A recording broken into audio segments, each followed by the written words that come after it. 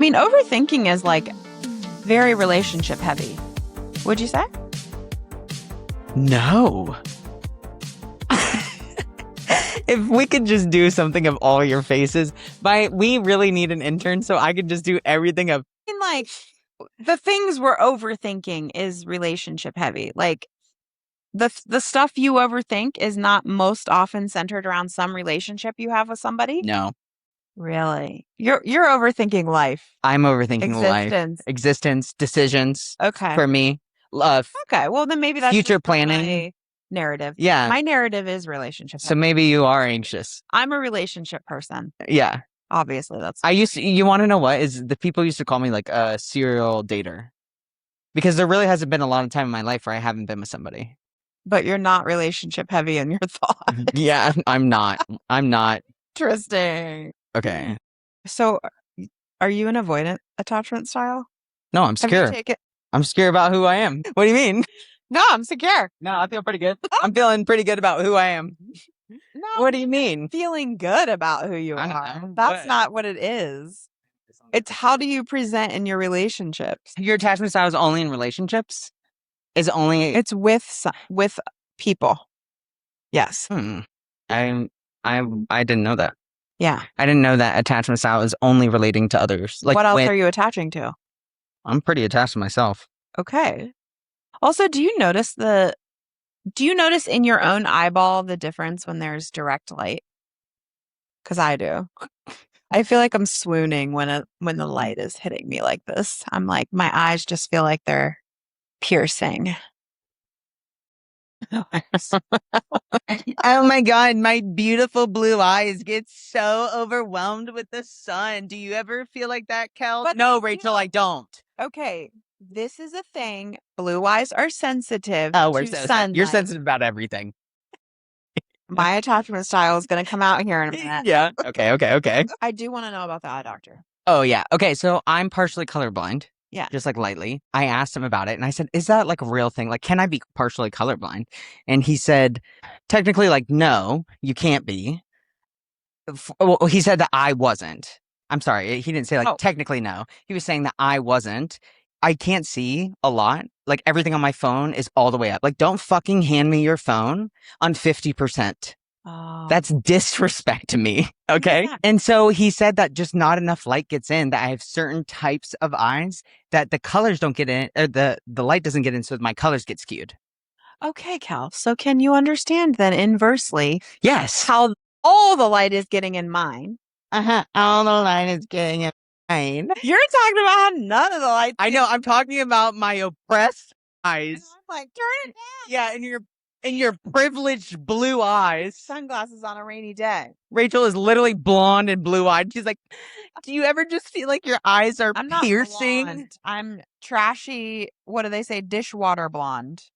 So I have to I add said that about you. real blonde. I have to add fake blonde to my real blonde. I don't like that. Dishwater blonde. Who said that? I mean, it's been a thing. That's gross. Okay. All right. I just told someone the other day, I said, I'm nice, but I'm not kind. No, you're kind, but you're not nice. Okay, right. Yeah, I think I'm one of them, but I'm not the other. Yeah, I was going to do a whole class on this. It's the social appropriateness of being nice. I hate nice. Okay, if I'm ever nice to you, run, because that means I am phony as hell. I didn't mean it. I didn't mean it. Wait, okay, so wait, can you tell me the difference? Okay, nice is presenting. It's performative. It's how we show people it's all okay. Kind is genuine, authentic, from the heart, out of the goodness that you are. And I would say it leads with care. But nice is pretension. Nice is sugarcoating. I'm not that. Hell fucking no. I'm actually like, I don't have that in my bones. We are cunty. We are cunty. We're cunty kind. I'm in my cunty kind era. I'm serious. Let's patent that shit. Are we kind cunty or cunty kind? Cunty kind. We're kind and cunty. I know, but are we cunty kind or kind cunty? We're cunty kind. We're cunty kind. We're cunty kind. I don't know. I just got so excited about it. I just had to wiggle in my seat. I said, we're cunty kind.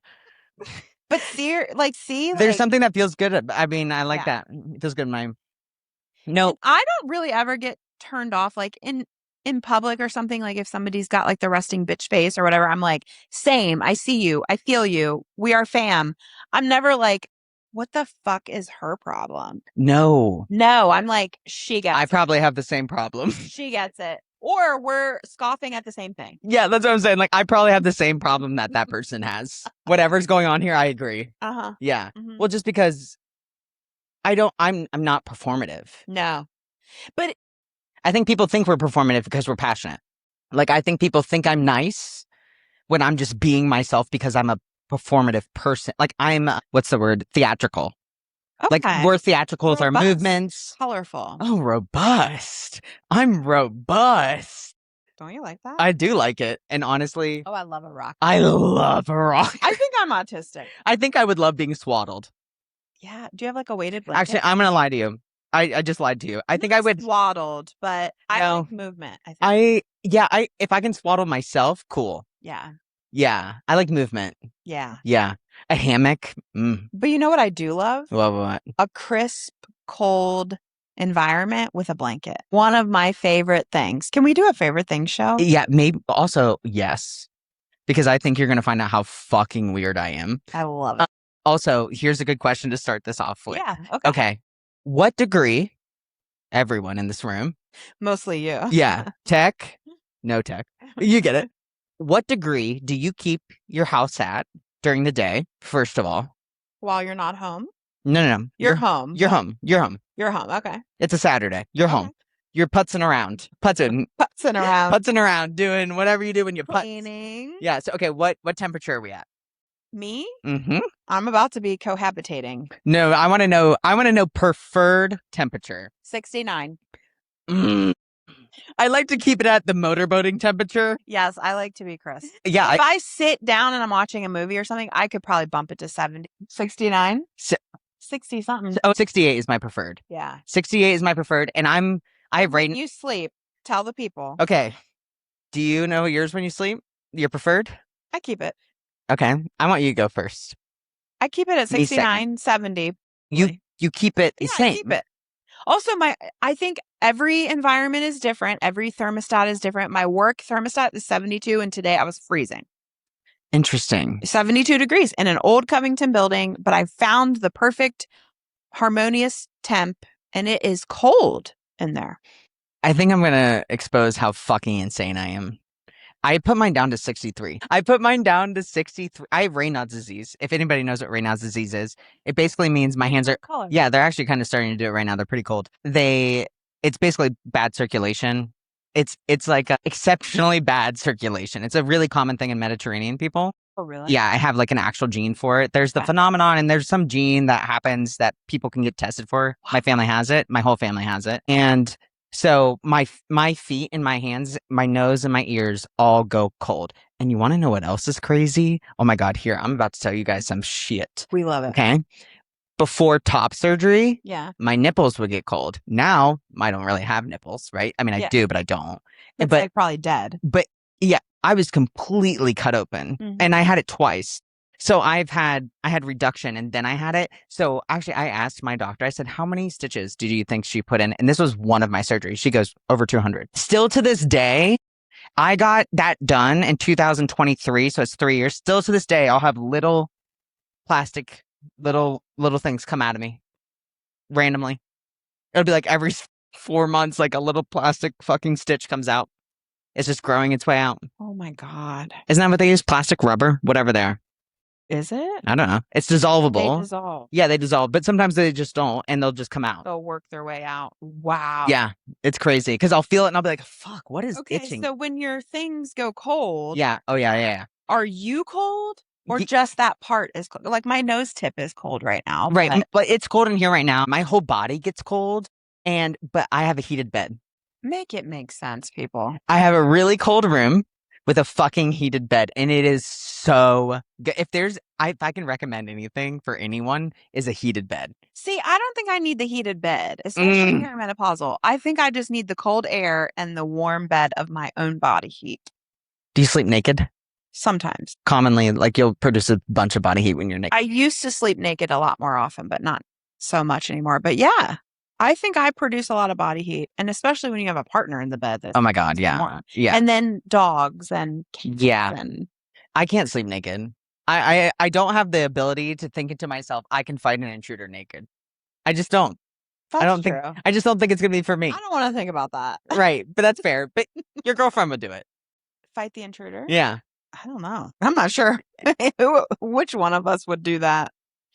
No one's doing it if you're both naked. I dare your bitch ass to come up in here. Yeah, and honestly, if I was an intruder, I'd be like, we gotta get out. We gotta go. We gotta go. That They one's got fucking one of those crazy. here. She's got like shit rigged up in this bitch. I'm 63 degrees at night. And I just keep it 69, 70. I like it to be the tundra on the I'm outside. just confused how you need it, why you need it that cold. I don't know. Once you reach Burr, I don't know. I just like it. I like feeling cold on my nose when I sleep. meat locker. Yeah, meat locker is not. Yeah. I don't know if that's supposed to be gender affirming, but it worked. Well, welcome back, everybody. Everyone. Welcome back to Me Second. I'm Kel. And I'm Rachel. And today, I don't even know what we're fucking talking about. Honestly, We might be talking about meat. we might be talking about a meat locker. We've been sitting around here talking about so many things that I think we have too many ideas now. Always. Yeah, but I think we're liking the attachment style. Yeah, I like attachment style. I think our BDSM episode is going to launch us. Ooh. I think a lot of people are going to be. Are you manifesting right now? Yeah. Do you believe in manifesting? Yes. That was so fast. I saw a really good video about it. Okay. And he says that manifesting is like your belief system or like your inner narrative. Let's just say that. If your inner narrative is life is hard, good things don't come to me, that's kind of what you'll seek out. Like whatever I think to be true is true. Yeah, I think it's like a self-fulfilling prophecy a little bit. Okay, but So if you're thinking along the lines of like, that's going to be it for us and that's going to get us there, I think it sets you up and it helps you make effort and decisions and put yourself out there in a way that manifests certain energy that can be reinforcing. I'm not saying I call to fruition that we're going to blow up with BDSM episode. No, do. No, do. Well, yeah, I would love for that to happen, but I'm also just blessed be or whatever they say. I'm not sitting here choosing to think that we're not going to grow. Oh, absolutely we are. Yeah. Absolutely we are. But I want to get the right people. I want audience. I want fucking weirdos. I do think we're crafting that. I do. When we get on our Instagram, I go to the fucking weirdest places and I'm like inserting ourselves. I'm just hoping that someone in all these weird little nooks and crannies of the world are going to be like, what are these two motherfuckers doing? Yeah. Yeah. Yeah. That's the hope for me. I would love to. If you manifest something, does not come true, opposite comes true. Did you lie to yourself? No. Oh, okay. I don't even know that you're actually that focused on it. But if it does come true, then you were psychic. No, I just think you're like. Well, with how delusional you and I are, maybe. Yeah, I don't know that I would like literally like I'm psychic. Not psychic. I felt this. No, I think it would be more of like, I knew this was going to happen. Like, yes, I felt it. But if it doesn't happen, I don't even think I'm still stuck on that thing waiting to see, does it happen? Does it not happen? I think I'm reminded that it did happen when it happens. But if not, I've moved on to the other thing that I'm manifesting, that I'm hopeful for, that I'm putting energy into. I don't get stuck by this thing waiting for it to be true or not. I never manifest. I don't think manifestation is like what most people are calling it. I think it can be anything, probably. I think it's more just energy. Rachel's making the rules. No. I don't think manifestation is so specific.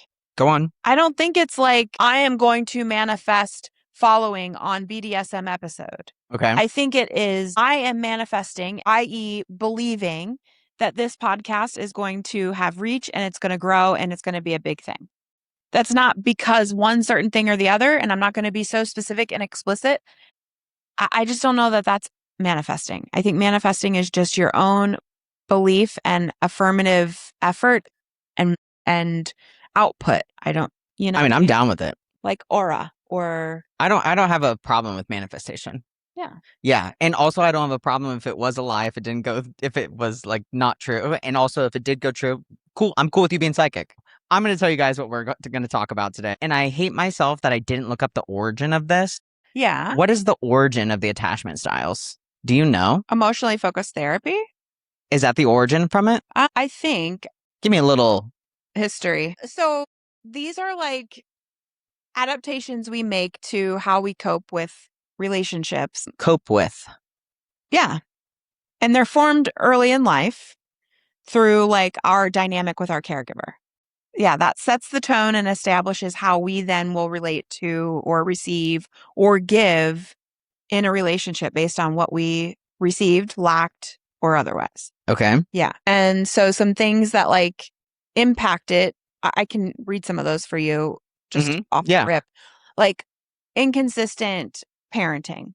Okay. A parent that had a lot of needs themselves, maybe weren't as attentive or engaged or kind of used up the energy that maybe they could have been putting into their child can create an anxious attachment. Okay.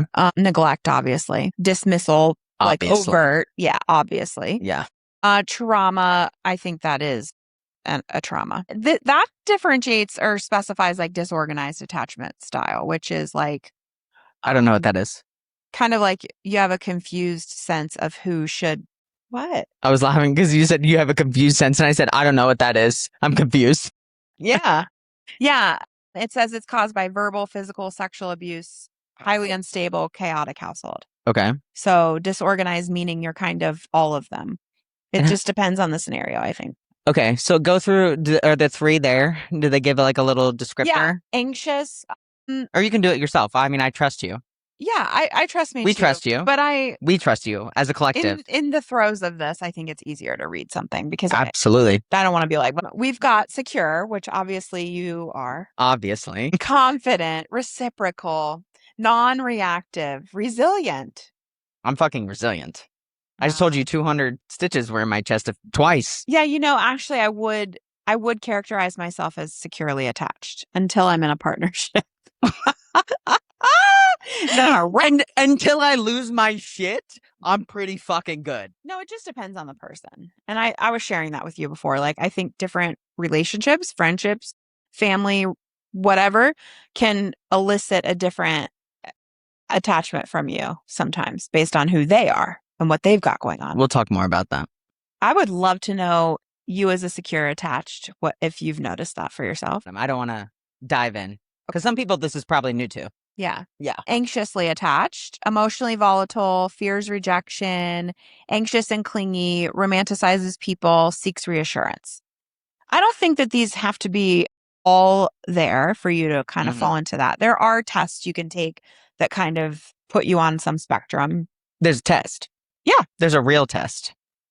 Like a quiz. Okay. I wouldn't say there's like 8. We'll maybe suggest a site that you like best. So the other page was saying disorganized type, but I like the basic term. So there's like avoidant, anxious, secure, and disorganized are the OGs. Yeah, we're keeping that. Don't go further. Now they'll call them, well, the other word is ambivalent, I think is the other thing for disorganized. That's a little confusion. No. We're going to use disorganized. Fearful avoidant, dismissive avoidant. No. Don't get fucking crazy. Secure, anxious, avoidant. Yeah. Disorganized. Don't take the Hogwarts house into the Hogwarts sheds. Yeah. Okay. Yeah. We're keeping it in the house. Okay. So we read anxious. Avoidant is a preference for independence, difficulty with emotional closeness. Kind of has the hand up a little bit. The hand up. Yeah. And then obviously disorganized is like conflicted in their approach. They combine both anxious and avoidant styles.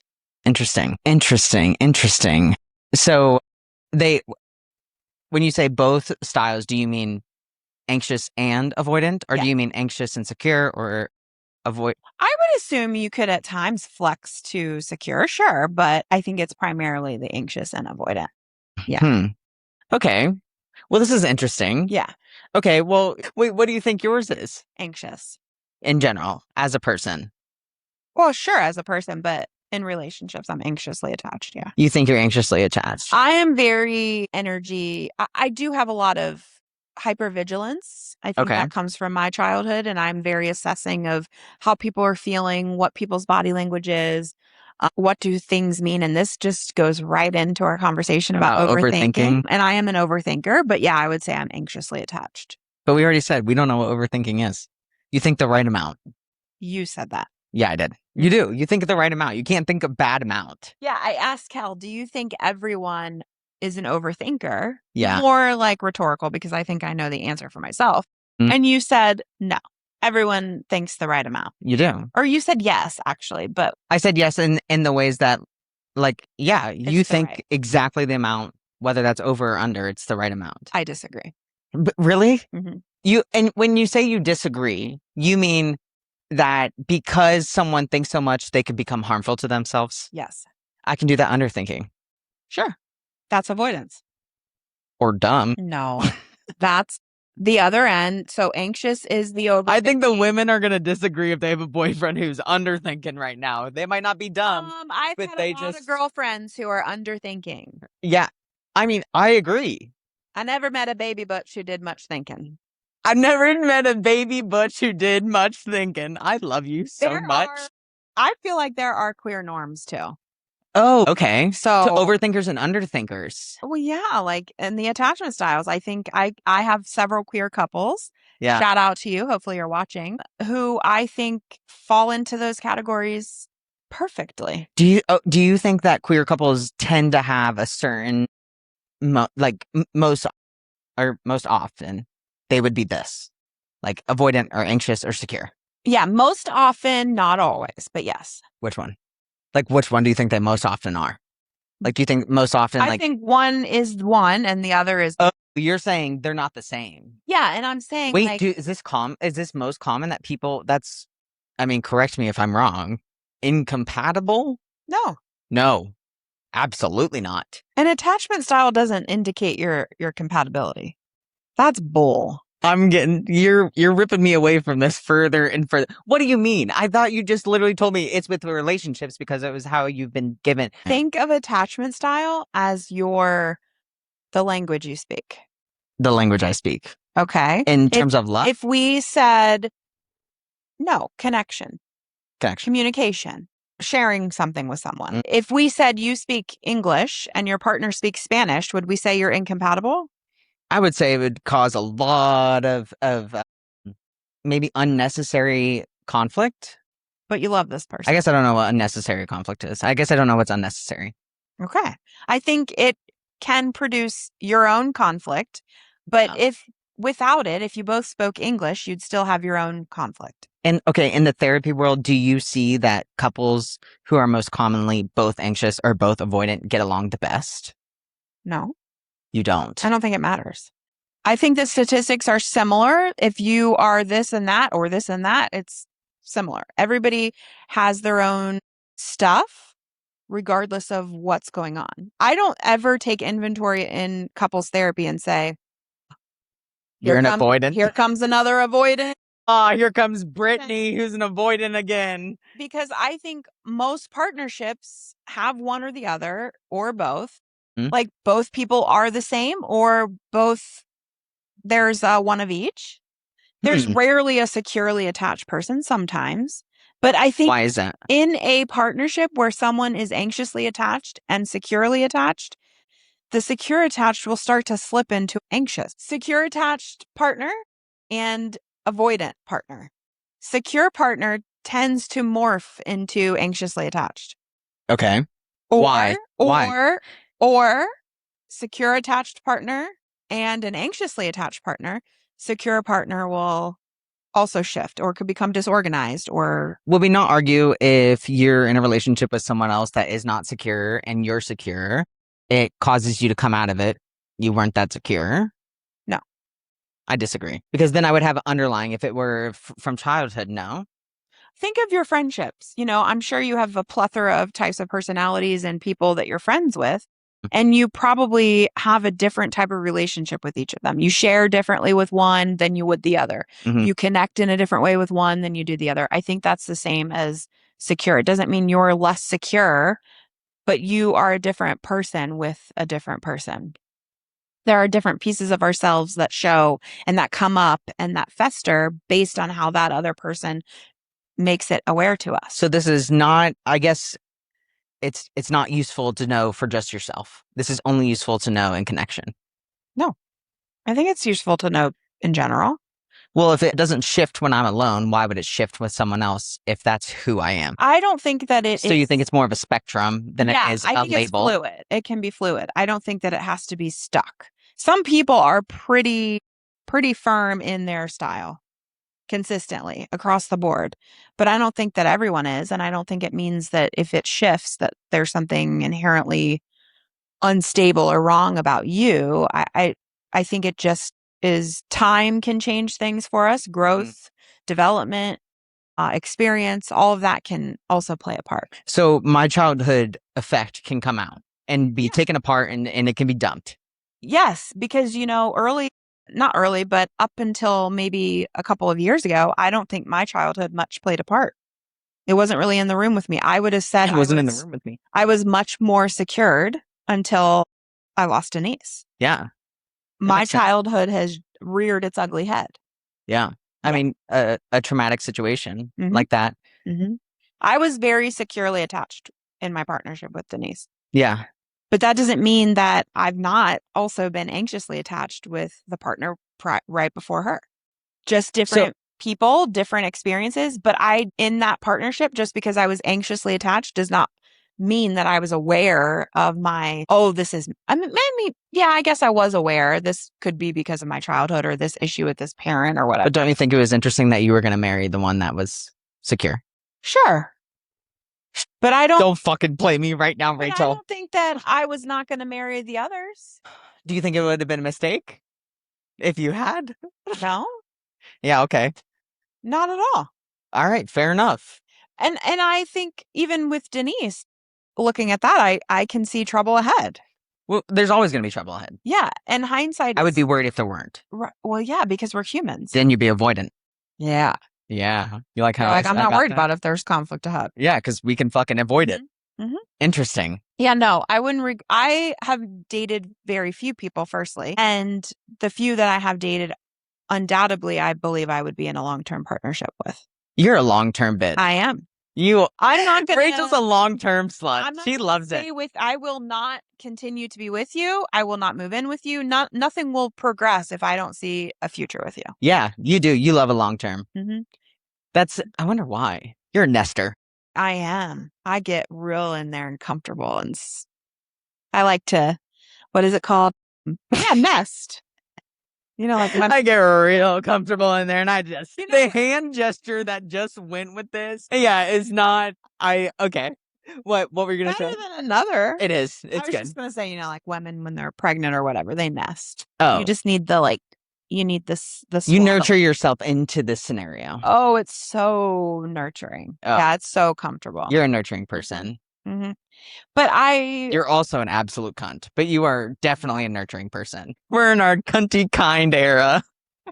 Do you think that makes me avoid it? No, I think it makes you both because you're cunty and kind. I'm disorganized. But you're not. Yeah, I don't think that applies to me. You say you're anxious, but I don't think so. But you've not dated me. I know, but I don't think that you're anxious. Like as a person, you said it doesn't always apply. It says it's in connection. You don't feel anxious to me. As a person, I am horribly anxious. I mean, I think you're a people pleaser. No. Okay, maybe that wasn't the best way to say it. I think the people you care about, you worry about the way that you come off to them because you care about them so much. I worry about things I care about, whether it's people, and you get anxious, work, performance, anything. Yeah. You fill in the blank. If it means something to me, it's eaten me up. So what do you think that means then? If it means something to you, you put yourself into an anxious. But ideally, when we look at these attachment styles, is secure not the goal? No. Secure is not the goal. I mean, sure. I guess if there were a goal, it'd be secure, but I don't think that should be. I think we need to understand who we are, how we attach, and say that's who I am, and that's what I need to find a way to live and function with. Just like if you said to me, you are an anxious person, or you are a depressed person, or you are a fill in the blank, I would say we don't need to look to change that. We need to look to live with it, adapt to it, find ways to find comfort through it versus push it away, because I just don't think that that's reality. If we could push it away, it wouldn't be here. If we could push it, well, it isn't here. Nothing is here. We're just God. Well, I'm just saying in the sense of this is just, it's made up. It's not made up. Well, it is made up. Everything's made up. It's not Our made up. language that we're talking right now, made up. Whether it's here or here or here, This is the cunty here. it's not made up because I'm feeling it. Okay. Now she's being kind to herself. It doesn't mean it's factual. It doesn't mean it's grounded in any reality, but Yeah. my reality sometime way back when Mhm. made sense of something and stored it, and that's what we're working off of. Yeah. No, I didn't say it's not true. Well, I'm saying your reality is true to you, right? You said it's not real. Yeah, it's not real to me. So real and true are two different things. Well, what's true to you doesn't have to be true to me. Right. Right, that's what I'm saying. Okay, so you're not It's like secure it's then. something you identify with that's true to you. Then you're not secure. Then you just decided I wasn't secure because it wasn't true Because to you me? said these things are not true to you. So Oh, I just think the styles. I think it's just so limited. You know what I mean? I think when I think about these styles, I think to myself, I'm either anxious, so I'm either really, I don't know, like when you're anxious, like what's another, how do we act when we're anxious? unsettled, Unsettled. restless, I'm worried. manic. You know, like you get in these unstable.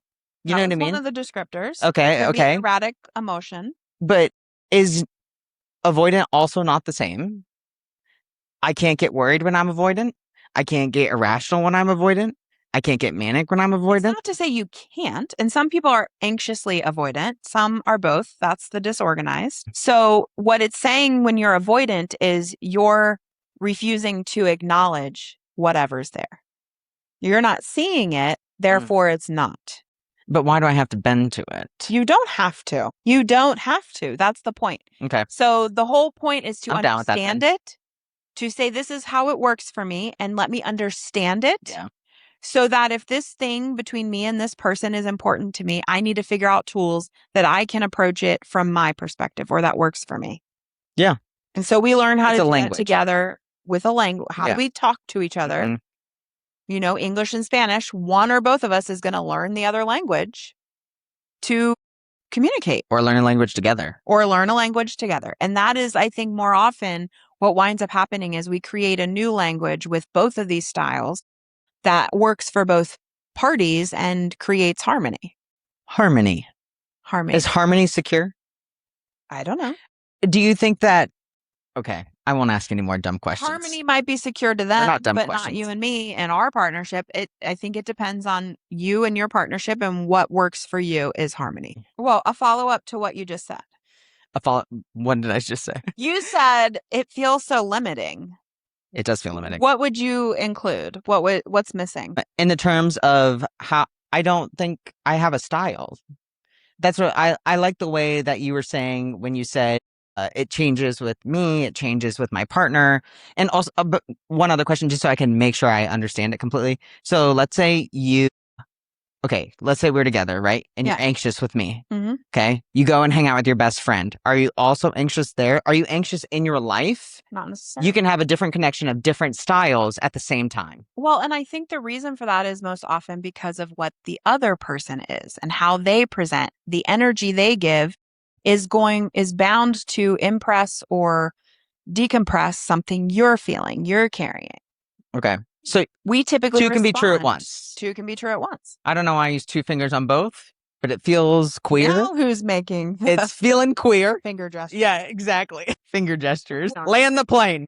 Okay. Yeah. Okay. So we'll combine them. I hate you. Okay. So I understand it. I don't think it's harmful.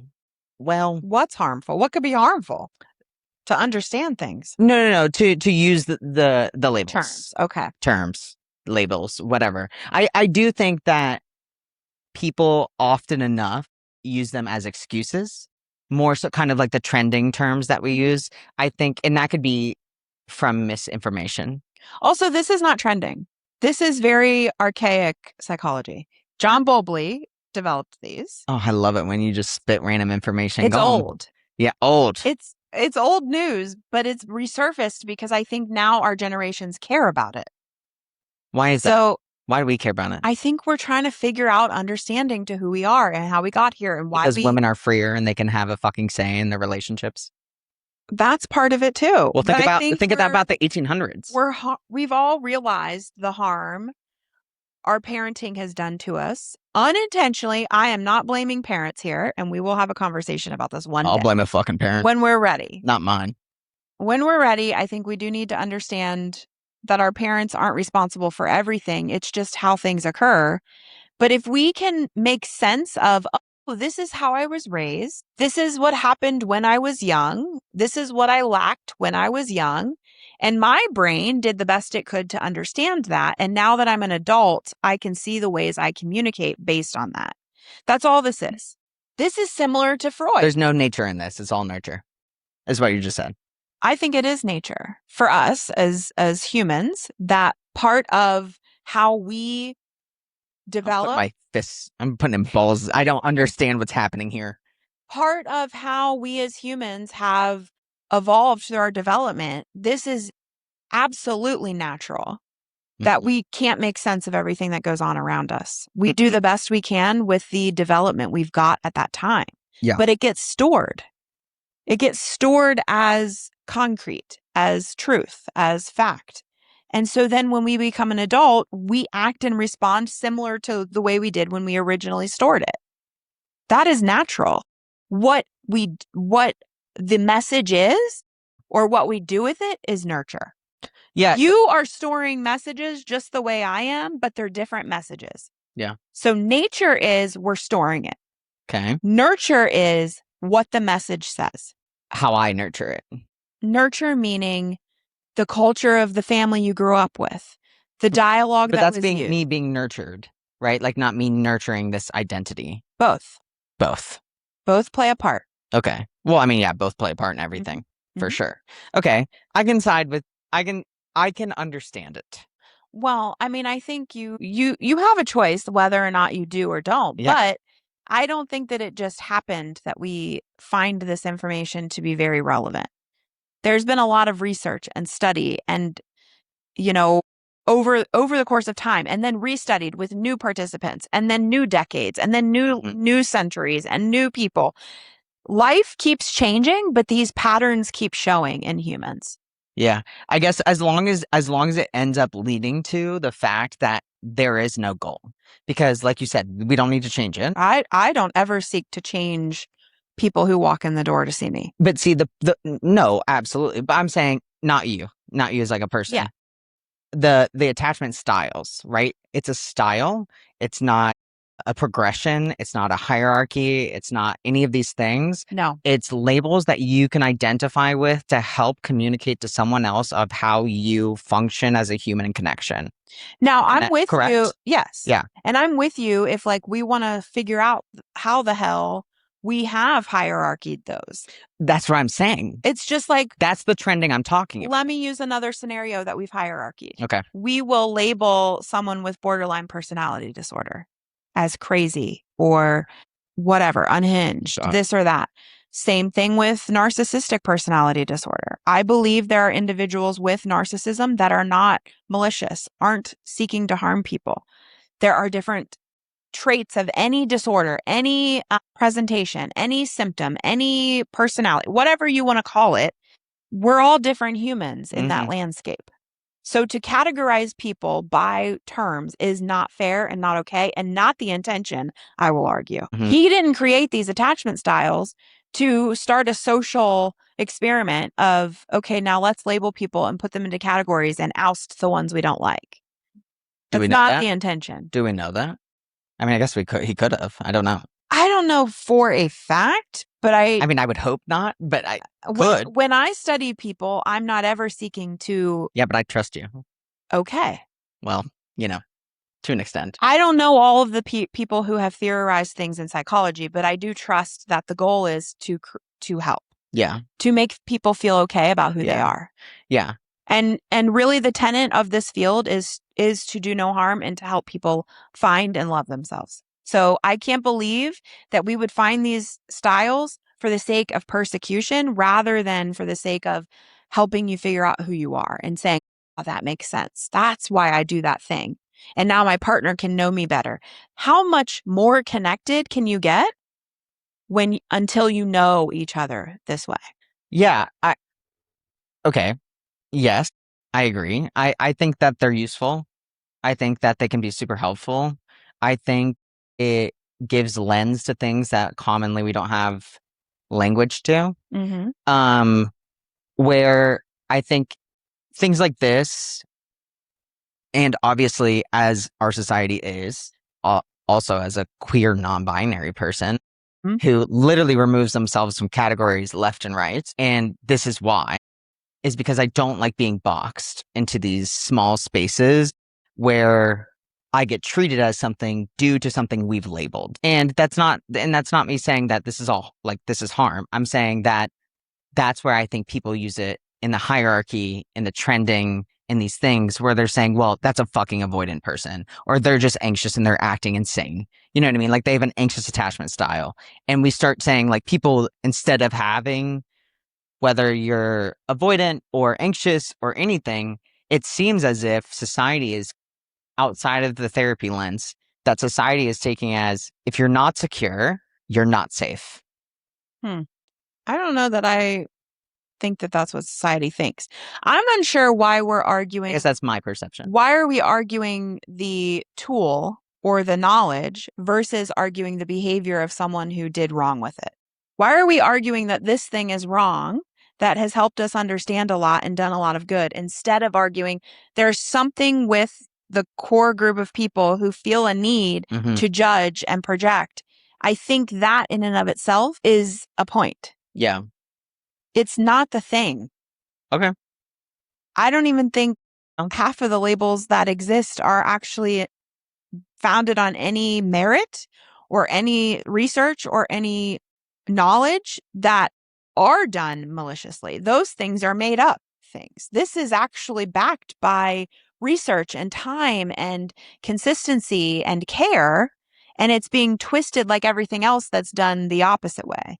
Not researched, not done over time, not done with good intent. Those labels that you're trying to pull yourself out of are the ones that need to go away. Interesting that the more that we have access to communication, the less we actually communicate. Yeah. The more access we have to each other also. Anything. The more access we have, period. Yeah, more Because access. I think we can relate that to technology. The more technology we have, the less we're thinking for ourselves. That's what I was going to say about these all of it. styles, though. Like that boxes me into a style of saying I don't have to think as much because this is where I land. So and here's the thing. Yeah. When I treat people, now maybe this is something that would help you feel reassured, because I think a lot of clinicians are getting on top of this.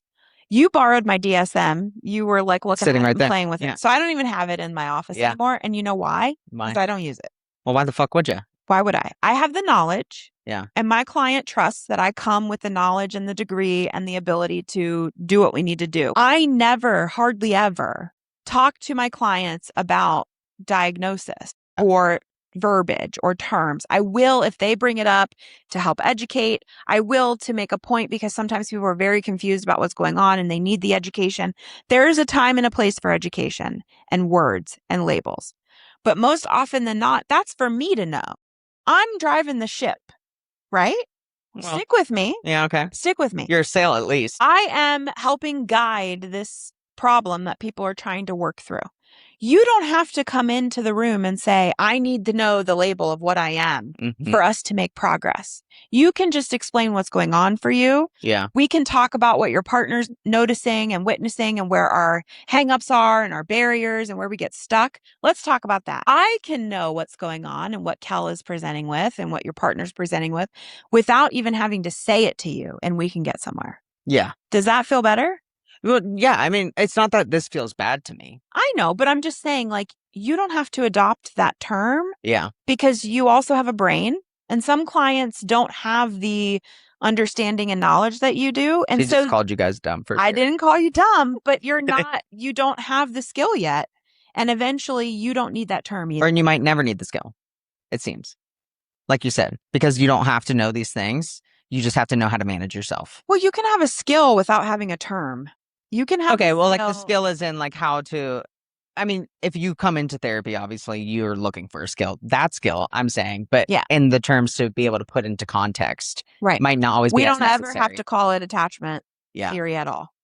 And most often I don't. If someone inquires, what is my theoretical orientation, I'll tell them. Yeah. If someone reads my website, they'll see it. But other than that, I don't talk about attachment to people. I just don't.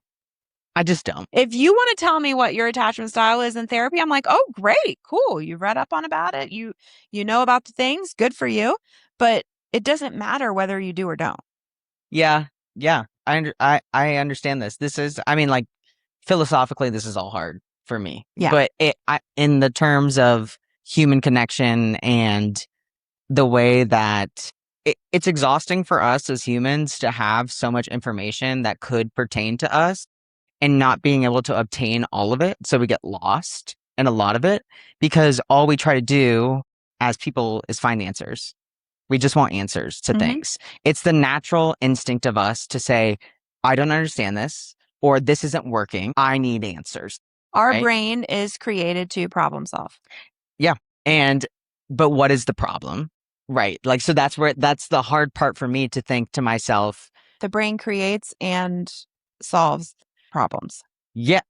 My brain is creating my entire reality. You know what I mean? Can I use another example to maybe add another way of thinking about this? You get one more until we move on. Okay. Okay. I'm going back to my own philosophy class in my undergrad program. Okay. We love. I had a great philosophy professor. He was fucking weird. Well, the good ones are. I loved him. Okay. We talked about an old philosophical learning or lesson about an apple, calling an apple red. We call this fruit an apple and we say it is red. Why? Someone said it is, so it is. Okay. The same is true here. We're calling these behaviors and these experiences that are pretty much observed through a lot of people a term. But if you don't want to call it that, you don't have to. But the reason we do it is so that there's consistency. Because if you all of a sudden start calling that apple an orange and calling it an orange color, now I'm confused. We're holding the same fruit, but you view it as red, or I view it as red, you view it as orange, and you call it an orange and I call it an apple. But we're eating the same fruit. So the reason we do that is so that we have consistency with a term. It doesn't mean that the label is there to evaluate or add value. There's no more importance to an orange than there is an apple.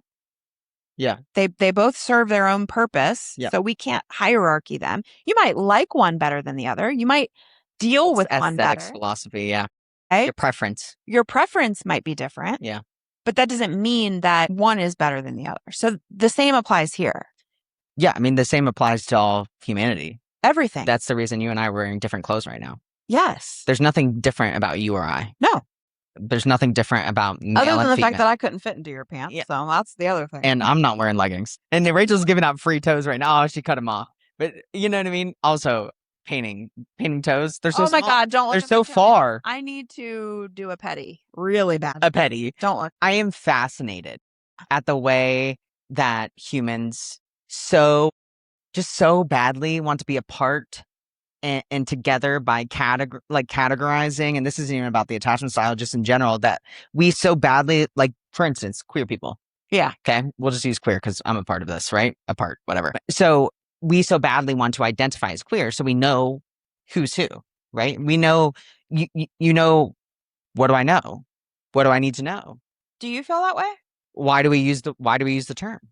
I mean, I don't feel like I need to. But like, why do we start separating to feel a part of?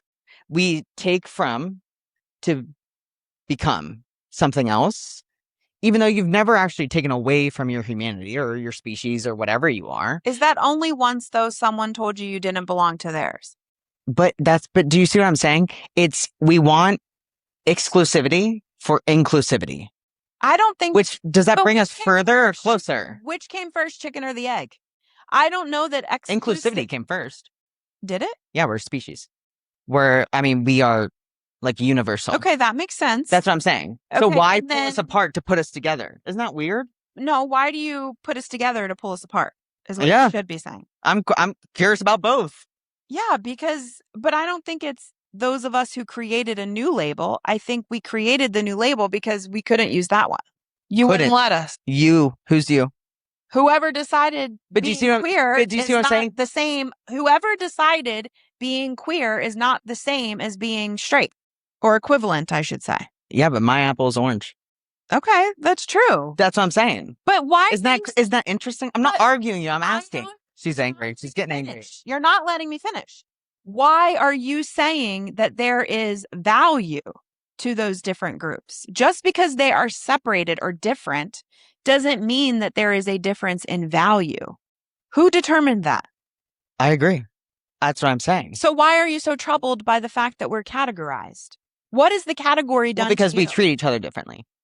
That is not the same as saying the category is wrong. This is back to I don't think the category the principle. I don't know. I'm not saying you do. No, the exclusivity. Cal? Yeah. Your defense to the topic is that these labels are the problem. Back to the attachment terms, it's not the term that is the problem, it's what we do with it that's the problem. The term queer is not the problem. Oppression is, rejection is, discrimination is. Ostracizing people is the problem, not calling queer. Queer is not the problem. You can call me Rachel, for God's sake. Well, calling me my name is not the problem. It's, do you accept me? I agree. I'm not disagreeing with any of that. That's what I'm saying, I think, is the interesting part. I don't disagree or agree. I'm saying, why do we do it? Why do we pull apart to separate? What's the reason to separate? What? Who says we're separating? Well, I'm just We're confused. clarifying. Oppression, rejection is all separating. Political party is separating. That's separating. Our clothes are separation. We do it. We strive as people, and more as the generations go on, to be more unique. And it's so interesting to me because I don't. But if we didn't get unique, we wouldn't be separated. So to say we have to get rid of one, we'd have to get rid of both. No, I agree. I'm curious why we did it. Why even need it? Because at some point, someone found something that they weren't allowed to be. Well, and they said, why does someone get to tell me I can't be that thing, or you kill me, or you exclude me, or you make me illegal, or you do this or that? Mm-hmm. I think it's survival. Yeah, that person wasn't the problem. Exactly. Right. So I'm saying at the beginning, who was the person who's like, I don't want to be a part of this. I'm going to create something so we can be something else. I think it's many people. I think it's many. For sure. Historically. For sure. I'm even thinking like, when people had to hide their relationships, slaves were dating, white people in the houses that they worked in or in the fields, whatever, you name it. That was not allowed. Mm-hmm. Racial marriage, not okay. Mm-hmm. So what do I do about that? I'm out loud about it and it's a risk to me. Mm-hmm. So I fight for something to be okay. I fight for a label to be okay and to be accepted, or I acquiesce and I stay the same with everybody else. I pretend like this is fine so I can stay in the groove of the big hole, the big pot. The big pot is not getting along. Mm-hmm. So that's why people start taking themselves out of that pot. I don't want to be associated with that, firstly. But secondly, you won't let me be there who I am. They're interesting. You use interesting words about that. You said fight, let, can't. I don't know. But my question to you though is what's the alternative? You need to be an or. But I think you feel like people don't need to be made to do something or told to do something. They have their own choice and freedom, but that's not true. I don't think that's always true without some huge consequence. Consequence. You think there's consequence? Yeah, like I can't imagine I've never really been persecuted to a serious degree for my queerness or my gender or anything. Mm-hmm. Never. Yeah, I can't say. I can't imagine what I would do if I was at the stake for being who I am. I don't know that I would do that. But both have a consequence. So what's the consequence? Like, is it a consequence at that point? If both options are consequence, is it consequence? Yeah. Because you can't make your reality what you want it to be? I mean, it's a natural consequence. The natural consequence is I have to live in suppression. But you're always going to do that if we keep separating. At some point, you're going to be excluded somewhere. As soon as we make one, you're excluded. Someone's excluded. Yeah. That's true. But that's what I'm saying. Like, why do it at all? And it's not that I have the answers for this. Yeah. This is me, you know, posing a question of saying, okay, well, the first person, even if I identify with anything, I'm excluding. Me, me being non-binary, I put myself in a box still. That's still a box. And it's not, it's just, it's always exclusion. I'm so interested why we crave exclusion. We do. I just think Uniqueness is exclusion. I It's think not to say it's harm, it's just exclusion. I don't think we crave exclusion. I think we crave being understood. What's there to understand? I don't really need to be exclusive to you. Hmm? I want to be seen by you. Hmm. I want to be right where you are. So you are an anxious attachment Mhm. style. Just said, mhm. I don't know why we have to be in different rooms for this to work. Like, Yeah. I think that's the point to me is like, I don't think exclusivity is the goal or desire. It's just to be equal. Wow. Inclusion. We are very far from that. Oh, sure. I mean, I don't think But I think in some ways we're in a much better place. But that I agree with you. It's creating different problems. And even in the queer community, I do question a lot of the terms and a lot of the letters and why all this instead of I am Rachel.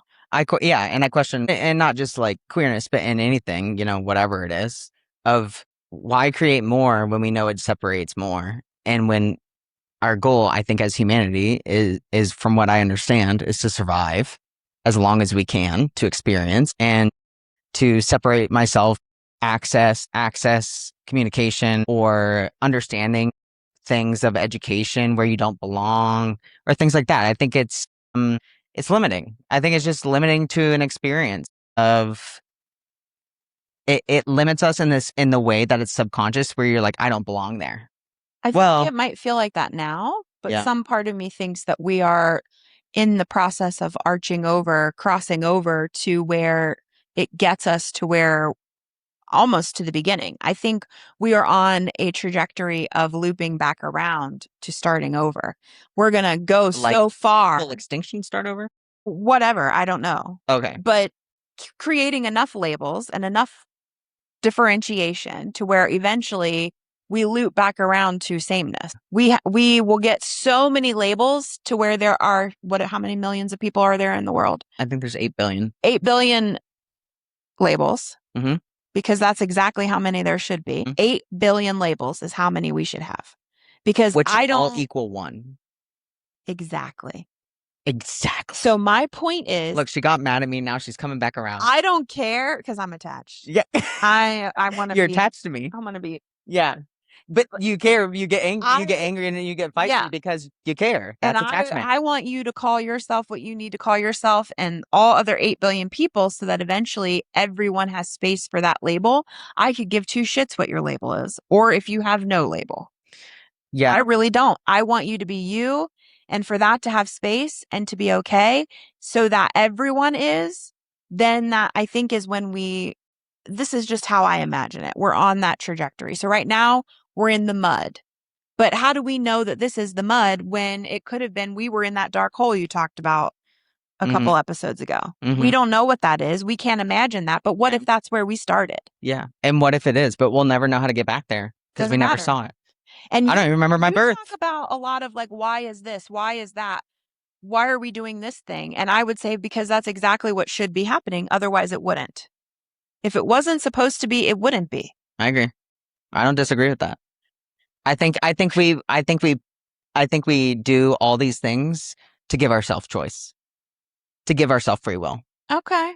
If that makes people happy to have a choice, good. Yeah, I mean, I think that it is. It's like, okay, well, if someone's going to start these things, we need to start where 8 billion of them now. Yeah. You know what I mean? So where someone can be somewhere. Yeah. Yeah, which is inclusivity. Yeah. From exclusivity. And I think the reason that we keep making more and more and more, and some of them are just off the wall and wild things because we can't say that. We can't say that, but I think the reason it gets to that point is because people are so desperate to matter. That's what they do with it. Yeah. That's what they do with it. Yeah. And I think how valid it is, whatever, that's not for me to decide. But I think what's at the root of that is just wanting to matter. I did not expect you to get so feisty about this. Yeah, you weren't listening to me. I was absolutely I wasn't even able to finish a thought, and Cal was like, but. She didn't even let me finish my sentence. We do the same thing to each other. It's fine. This is how, but this is how we communicate. Me and Rachel's attachment style is chaos. Kindly cunt.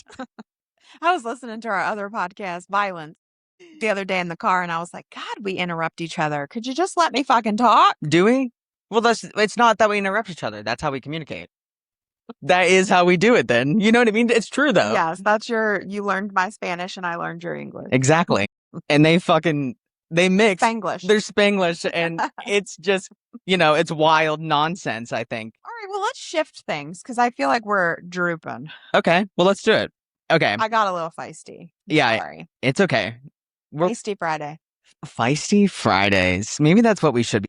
We set out today to talk about overthinking. We did set out to talk about overthinking. We've far beyond overthought this. Oh my God. I think the definition of overthinking. I think I underthink it. I try to always underthink it. Okay. Because I think everybody does enough overthinking for me. I'm going to pull one of you. I think appropriately about it. And I think just as much as I'm supposed to think about it. And I agree. I think I agree. Your hair's really curly today. Is it? Mm-hmm. Yeah, it's because you're yelling at me. It's true. Oh, you're talking about your hair. For my curl? For how my hair is attached? Oh, my hair is clearly anxious, very close. Does not avoid me at all. At all. This was the only thing I was going to say about this is with the attachment style, when I think about my life, man, so different. Yeah. So different. Yeah. Which is cool, which is what I like about them. I like that at the very beginning you said, it changes with you and it changes with your effect and who you're with or what you are experiencing at the time. I think most things in the psychology realm I love to say, are on a spectrum. They change, they evolve, they're not linear. Mm-hmm. They just kind of come in waves, come, go, ebb in, ebb out. Yeah. Through our life and our development, yeah. Yeah. I would think most people would think I'm avoidant. Because when they ask me questions, I ask them questions back. You know what would be fun? What? Is to be able to somehow contact all of our ex-partners and ask them who they thought we were, what style they thought we were, and we say what we thought they were, and see if they match. I could FaceTime any of my exes right now and they would answer. I would not do it. And you said I would not do that. I would not do that. I would definitely obviously pick my last one because that was my best one. Mm-hmm. You know what I mean? Mm-hmm. I'm not going to call my ex-wife and be like, hey, which attachment style do you think I was? Yeah. Yeah. You know what's funny is you mentioned like, whatever, my last relationship, I felt secure in that partnership, but I feel like Denise was avoidant. And isn't that surprising that I dealt well? I think over time I would not have dealt well with that. That's why I think down the line, knowing what I know now, I just wonder if that would have really caused a lot of problems for us. But it is funny how it seemingly worked. Yeah. And maybe she would have changed. Yeah, exactly. You don't know. Maybe she would have floated to your secure. That's true. You know what I mean? That's true. Or you would have also became avoidant and spoke the same language. True. That's in the famous quote of Rachel Lyons. Mm-hmm. Yeah, exactly. Thank you. You're welcome. You were listening. I told you, I always listen. You're yelling at me that I'm interrupting you and I'm making you go on further and you're yelling. All right. Okay. So what do we got? Okay. Stop yelling. It's okay. That's all right. Okay. I feel like your aesthetic over there is real fun. It's the booty pic. It's the booty pic. My ex-girlfriend. What was her attachment style? She's secure, I think. I think we were secure people. I think we are secure people. Yeah. Yeah. I think we're secure. Even if she isn't secure, whatever she is, she's secure in it. Aw. Yeah. That's a good way to put it. For sure. Absolutely. She's secure in it. Yeah. I mean, she's secure in it. And also, I think it like translates in her job and her life as a doctor. Like, yeah. Very, very consistent. See, I fucking listen to you. Don't fucking play me. It's better be listening. Yeah, precisely. So earlier we were talking about overthinking. Something about me, I brought this up to Rachel because I was interested in hearing her thoughts. Also because you've been talking lately about how you've been more anxious style. Mm-hmm. You know what I mean? Or anxious about things, maybe better. Just anxious. Just anxious. But I mean, whatever, it's the era, you know? Who's not? Yeah, exactly. I was thinking about this because I'm thinking about overthinking. I am not a person who, in any sort of connection, if I have a conflict, I never go back. Like, I don't replay anything. I experience it in its moment, in its time, and I let it settle, and that's it. How I felt was how I felt. And like, maybe am I going back now and looking at something? Sure. Like, you know what I mean? A long time ago, like us sitting here and being like, well, that's me going back. Yeah. Right. I can tell you right now, never in my life have I pulled up my text messages and went back. I don't do that. Why would I do that? I already experienced it. You're a psychopath. Me being secure, and Rachel's like, you're a psychopath. But I feel like what I've experienced and what I've known, I already know. Yeah. Which I think if I were secure, I probably wouldn't either. Maybe this is a better way I guess maybe I just don't question myself. I don't question how I feel about But you things. said you're an overthinker. I'm an overthinker, but not about me. Yeah, we did say that also. You're overthinking time, life, Abstract. existence. Yeah, abstract. Outside of you. Outside of I trust who the fuck I am. And I trust what I do. And I trust I'll apologize if I disagree with it later. Is that you going back? What, going back? If someone brings it up to me. If someone brings it up to you? Because if at the time it wasn't offensive to me or something, and it wasn't something that caused But- me harm, and they bring it back to me, I can apologize for that. I can see if that was, you know what I mean? But I'm not going to say I apologize for I'm not going to say I wish I didn't do it, because I apparently wish I did, because I did do it. Wait. No, And it's the way that you say this, like you're shocked, as if you literally weren't my therapist. well, You've heard me talk about tons of things. Actually, the only times I've ever went back is to read you something in therapy of being like, Rachel, what do you think about this? but to say that you're not going to apologize unless someone tells you that something needs apologizing. How would I know if I did something wrong? Insight, Well, self-awareness. You are very self-aware that's why I don't usually have to apologize. because you're not much needing to. Yeah, because I don't do things to others usually. Yeah. I do things for myself and it causes harm to someone else. I'm sorry that it doesn't hurt mean you did you. anything wrong.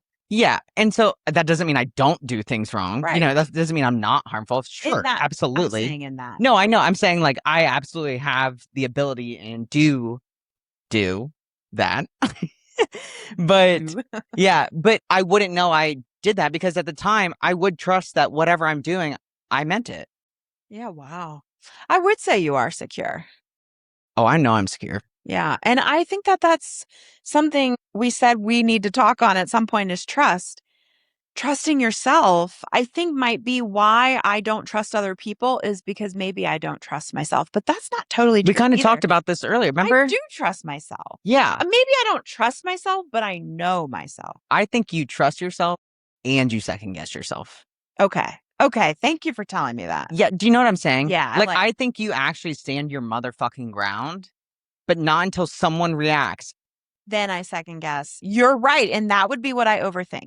That because now I'm anxious because someone else interpreted what I thought I could trust. See how I said the energy, the vibes, the way they behave. I'm scanning. I know this thing. How do you feel? Why do you scan? I think it's just because that is You don't trust them with the information. How they're gonna do with it. Sure. I just think it's a learned behavior to be concerned with how they feel about it. But it doesn't mean that I will then negate how I feel. It just means now I'm evaluating how they feel. Yeah. In addition to what I think that's why I overthink because I know what I know. Here we go. Here we go. I know what I know solidly. And then this information is coming in that I care about. And I'm like, oh, wait a second. That's conflicting with what I think I know. And that's the loop for me is I've got this piece for me that feels solid and understandable, but it's contradicting this response I'm getting. You think that's your religious trauma? And not religious trauma or whatever trauma, right? But of saying something outside of me could be more powerful than I am. Yeah. And then I feel like I need to do something about it. Yeah. Instead of saying, something outside of me could have more influence on this than I do. And that could bring me consequence. And I will say to the religious trauma piece, a lot of my overthinking comes back to did I do the right thing? Was I perceived okay? Are they upset? Can I feel morally convicted in what I did, even though I was honoring myself, which should be enough, which should answer that question for me. But it's more in, I guess, righteousness. Sure. Yeah. You're allowed to be righteous. Those are the things I overthink. I'm righteous as hell. When you said honoring yourself, and I want to be clear, not that we are against all religion by any means.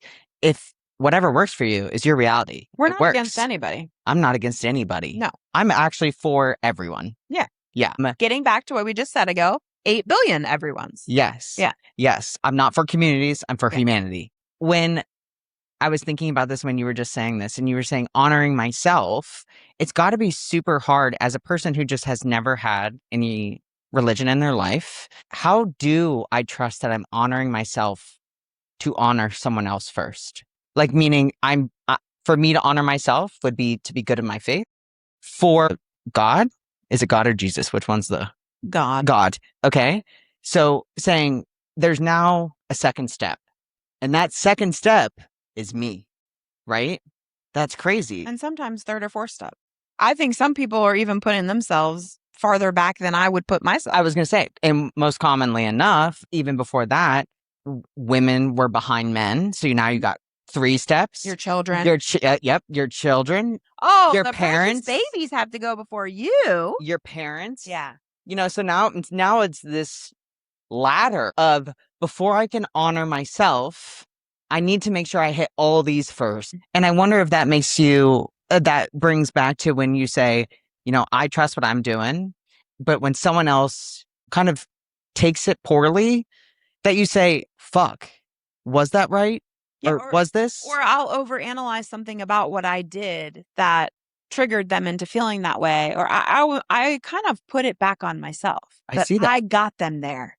Do you think that's the most common people that you see when they overthink? I think so. I think we misperceive things too. Yeah. I definitely think too, if I can think back to the things I overthink, I do often take on more of the brunt or more of the issue than I need to. And that doesn't align really with my character at all. Is there an issue? Well, I wouldn't have done the thing. But it didn't hurt you at the time. So was it an issue? I think maybe my perception of what they're thinking or what they do with it is the issue. Yeah. So you don't trust them with the information. I think so. For what they do with themselves with it. Mm-hmm. Yeah. So that, okay, I can get on board with that. Yeah. Because if there is one thing I overthink has me involved, I'll be texting. And because of who I am and how polarizing, I realize I'm a really polarizing person.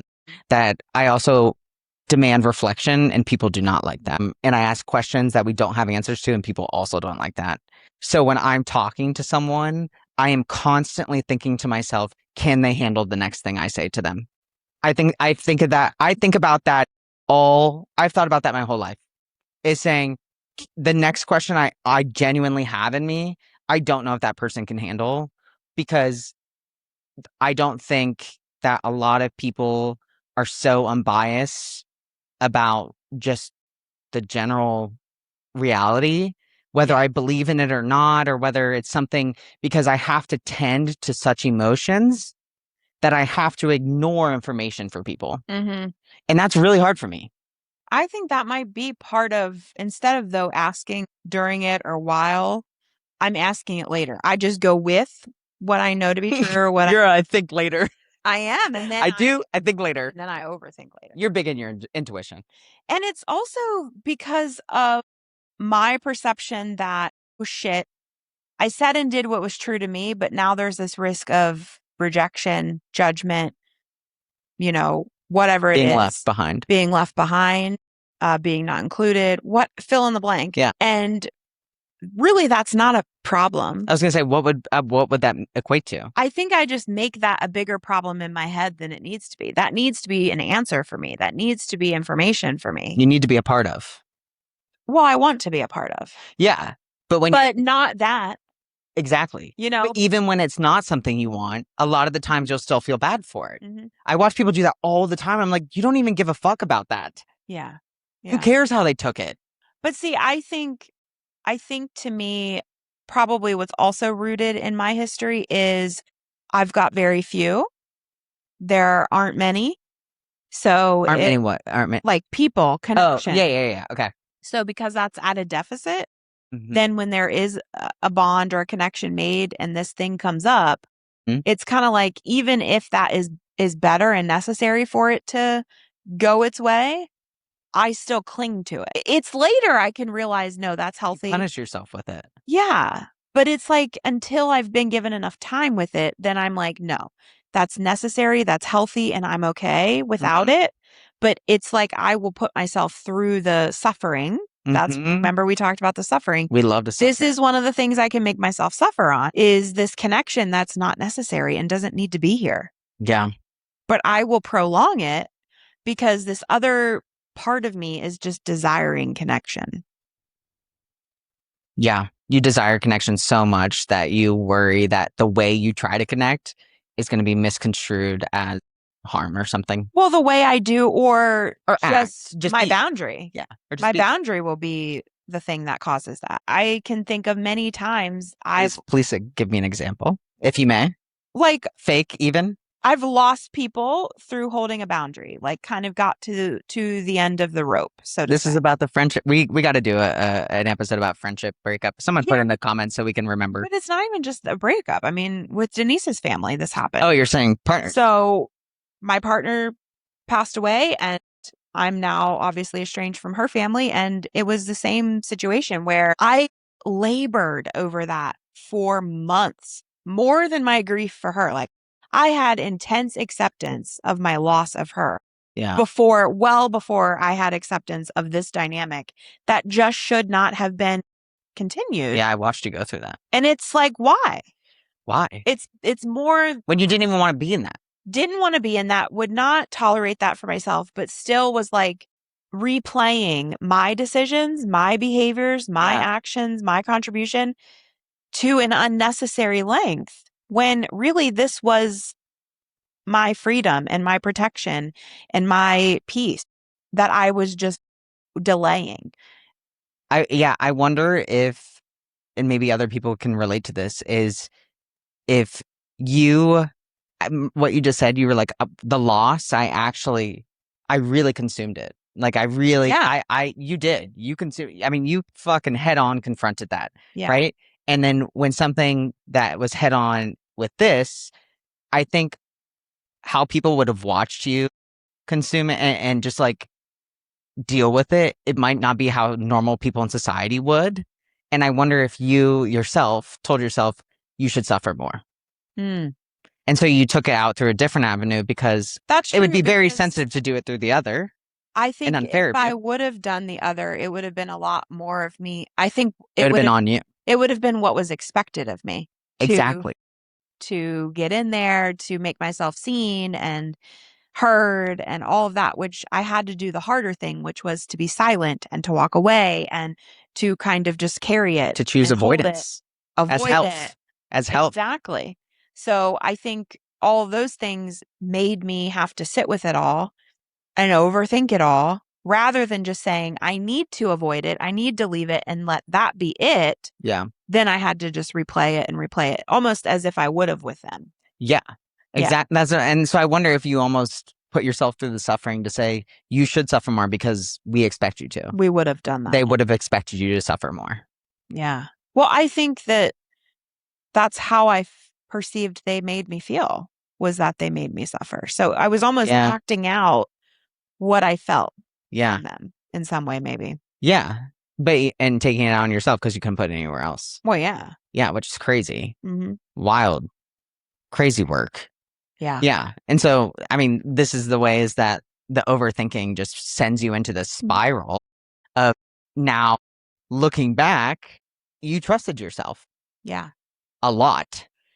Yeah. And I think the other reason I probably overthink is because I do kind of I almost maybe it's a healthy or a coping mechanism, but I go into this dissociation and I make choices and I act with strength and confidence in the moment of fire that I then am like, oh, did I do that right thing? it is intuitive. It is very intuitive, but then you question intuition because it's so rash and it seems impulsive. But to me, I feel like I am led with I'm in full every agreement. fiber of my being knows this is what we need to do and now. Yeah. But And for that's some why reason, my conscious mind will disagree with that or something. I don't know if your conscious mind does. I think watching the reaction makes your conscious mind question it. Yeah. Yeah. Okay. Yeah, because like at the time, I mean, we're all in agreement, Mhm. right?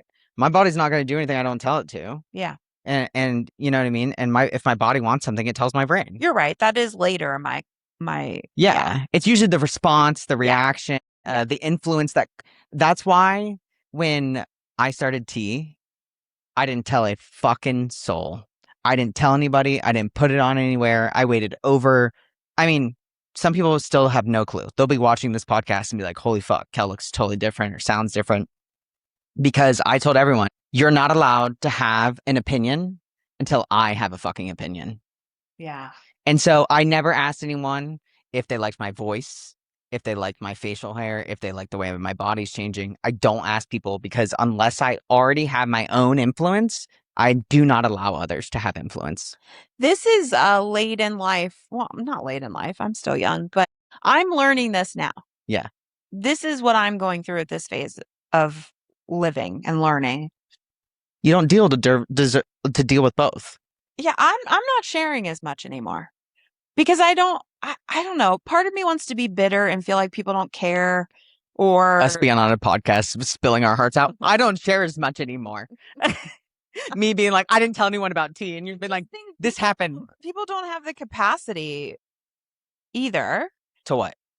I don't know. Hold it to what I need. The question I ask, I say, can they handle this? Yeah. Can they handle how I feel? Because Also, I'm fucking steadfast in how I feel. now for the stuff I would share, I don't think that they think the way I do. So to me, it feels almost like I'm sharing something that is like like confusion, woo woo, or I just feel like I Or speak it. sacred. Yeah. Okay. That's a good word. Yeah. Something that's foundational or sacred, or it has ability to change my trajectory, or is going to make me question my confidence and trust in myself. I'm not going to do that, and I'm not going to give it away freely. This gets back to that inclusivity, or what's the other word? Exclusivity. Yeah. Where like if we share, then also we're opening the door for feedback and judgment and things that I didn't ask for your input. There's a reason your brain doesn't project your thoughts. Yeah. It could. You have no idea what humans could have been. It could have been a screen. You could have seen every fucking thought I had, and then you would have had to deal with it. But that's not how we were made. Yeah, you're not supposed to. No, because it's internal. There's a reason that we are internal and our conscious is fully internal, right? Nothing externally could you ever know about my conscious unless I act it or tell you. Well, and maybe also I don't need to know yours. The other way around is when I'm sharing these things or not sharing them, like I really don't need the other sometimes. No. Or maybe ever, but for the sake of conversation, like look at you. sometimes we Or maybe want it. ever. Yeah, or maybe ever, but sometimes you want that. Yeah. But yeah, I'm with you. I'm like, it's good enough that I know. I'm still a pack species. Yeah. Yeah. Like it's good enough for me. Yeah. I told my family, I told my girlfriend at the time, I said, nobody gets to have a fucking say about anything until I have a say. Mm-hmm. And so no compliments, no dislikes, no nothing. And that was the way I protected myself. Yeah. And that was a boundary. And by boundary, it was a suggestion. You know what I mean? And they kept to the suggestion. And so I think it's another reason why I am so steadfast, and so much of that I agree with myself, because I constantly give myself the space to say, no, this is how you feel. Mm. Yeah, without the reinforcement or validation, or it also gives you less to overthink. Yeah, I don't overthink it, because unless it comes back for me by me, I didn't question it. Okay, can we make maybe a correlation then that a lot of overthinking is done when we let too many people in. Yeah, yeah, definitely. I think, and it can be a accumulation of time of letting too many people in, or you know what I mean, like your upbringing of saying, well, what do they think, or what do this think, or what should be doing? That's kind of like I was telling you about the other day. My friend saying, well, what do you think? You know, it's like I don't, I don't think for you, and it's not in the ways that I don't want to, or I don't love you, or I don't anything. I want to know what you want first, and then I'll tell you. Okay, so this could link back to our attachment then, that we are maybe our attachment styles are requiring a little bit too much input from the other person, both directions. And if maybe we could reduce a little bit of that. Yeah, I think your conscious is inherently avoidant because it's internal. It not avoidant to yourself. Not secure? I don't know. It's secure. I mean, like if it's secure, then I would have all the answers, I think. Oh, That okay. so my avoidant is That's saying I interesting. don't, and I think that my anxiousness is that I don't have the answers. And that's why I look around for others to say, do you have the answers? And if you don't, now I'm fearful because nobody has these. Do it again. See, we just have to go through an hour and 20 minutes of Rachel yelling at me for me to come back all the way around. Now, before I give, not that I can't still give you credit, but before I give you credit, I do want to go home and research Bobley's like theory. Yeah, this is the first time I've thought about curious, this ever.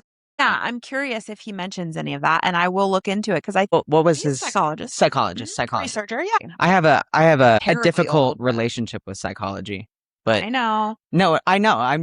But psychology is originally philosophy, so Let me see. all sciences really. It's just another layer that really helps make sense because I think this is why I don't mind the label necessarily. I don't need the label, but I like using these terms because then I can use this real mechanism that is working in and for us and my clients and say, okay, now let's relate this attachment style to yourself.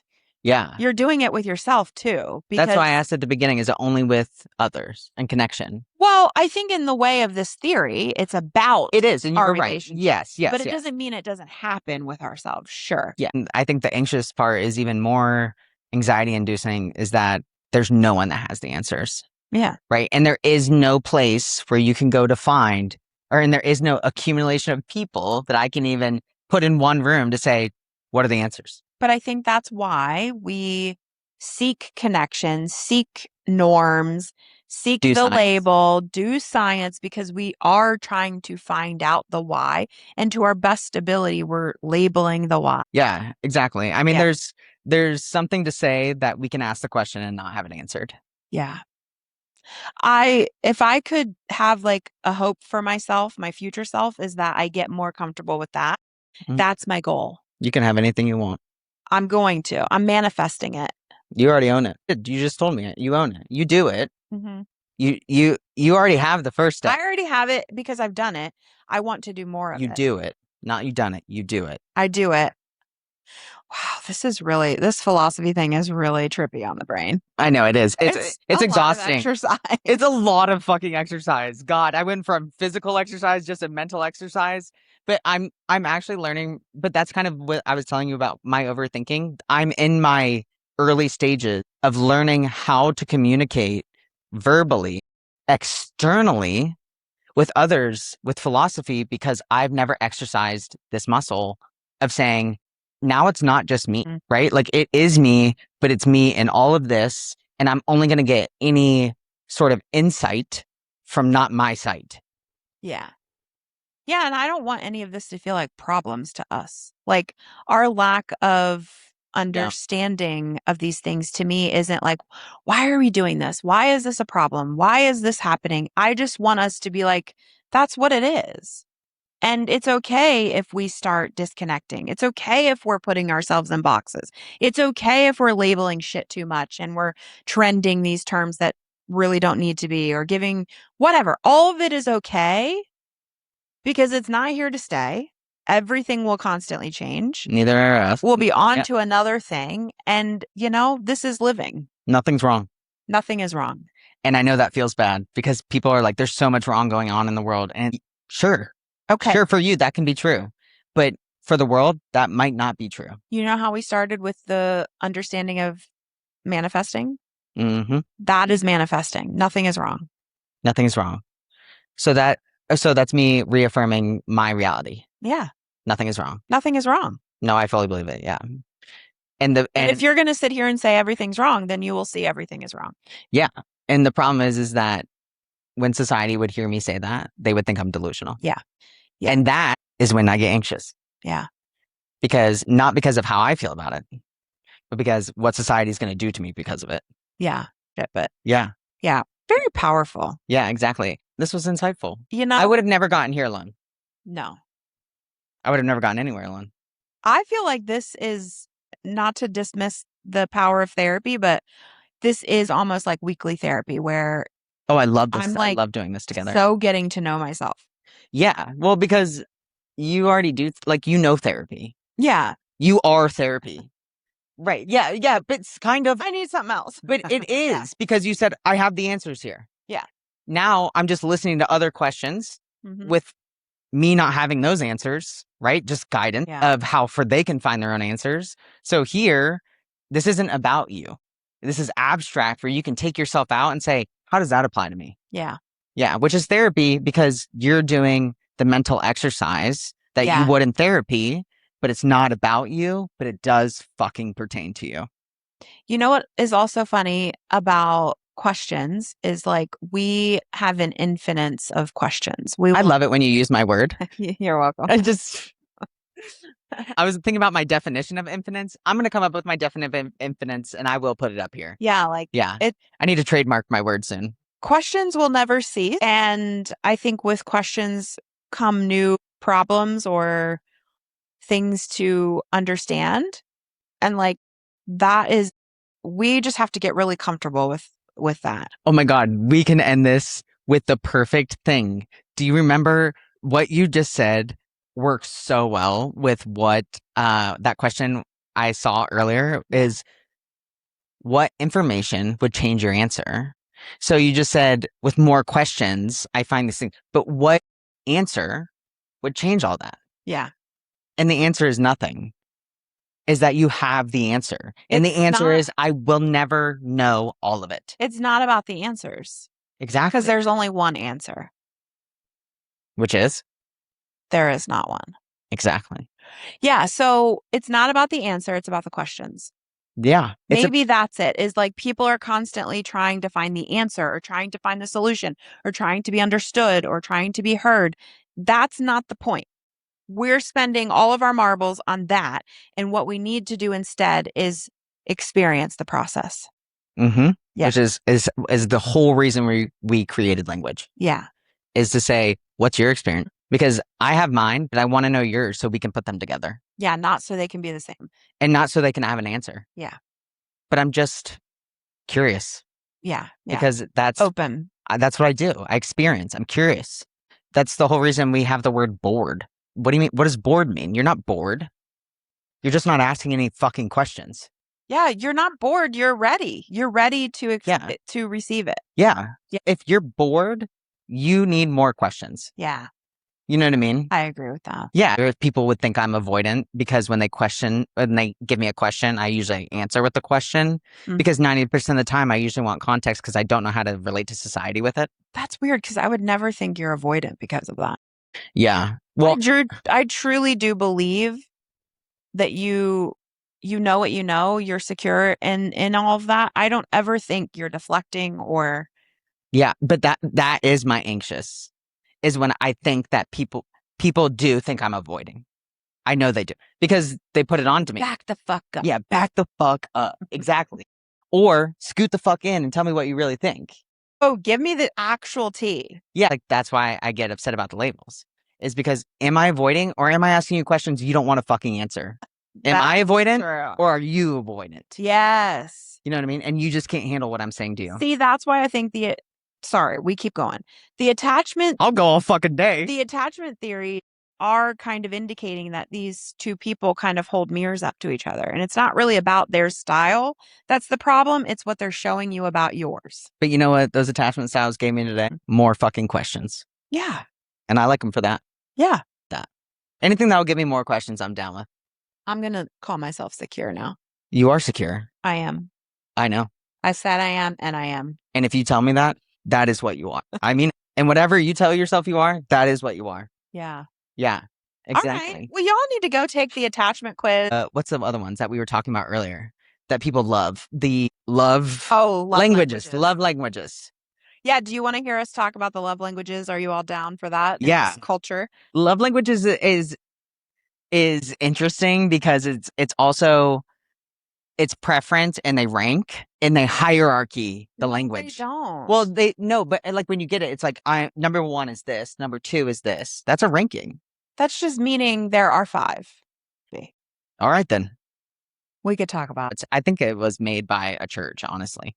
I thought someone told me it was Gottman. Fucking Gottman. I'm pretty sure. I don't know. I thought someone told me it was made in a church, but that could which could be fine. I just don't know the. I think possibly that Rachel's our tech today, and honestly, she's a slow texter. She's someone who goes text Kel, tell them I'm on my way. Stop it. Oh my God, you're right, Chapman. Are you serious? You're right. Why did I think Gottman I love created it. those?